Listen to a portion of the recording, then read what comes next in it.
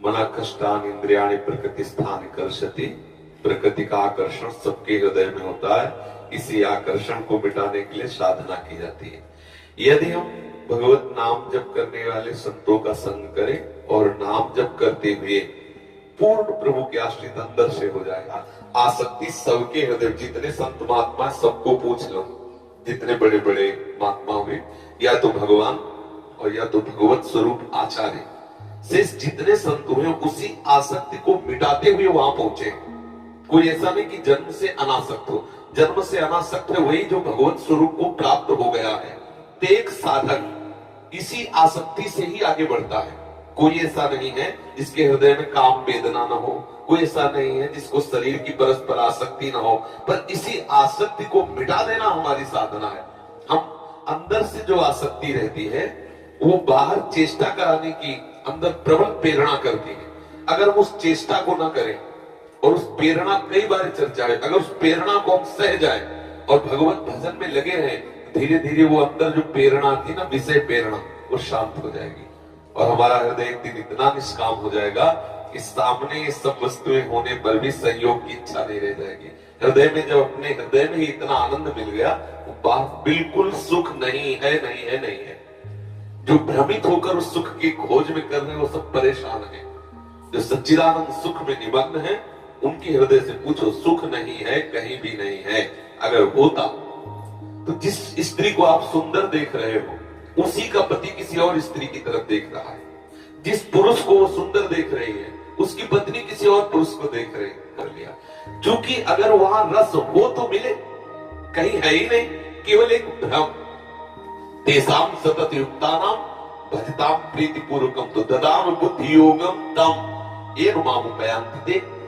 जो मेरा सतत भजन करता है तो मैं उसकी बुद्धि को अपने से योग करा देता हूं। अभी हमारी बुद्धि कृष्ण वियोगी है और संसार से योग किए हुए, इसलिए संसार में सुख लग रहा है नहीं, सुख पक्का नहीं।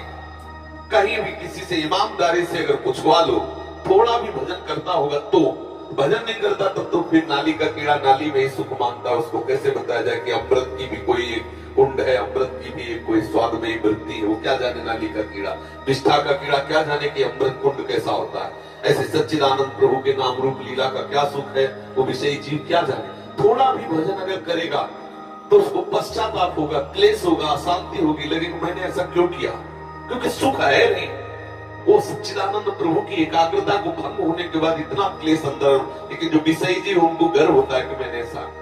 भगवत आश्रित होकर के साधु समागम करते हुए आए हुए हृदय के आकर्षण और वेग को सह जाए और संयोग न बनने दे तो कुछ ही वर्षों में वो इंद्रिय विजयी हो जाएगा।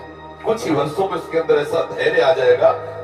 एक भक्त भरत चरित्र पढ़ते हुए आंसुओं में भीगा हुआ है।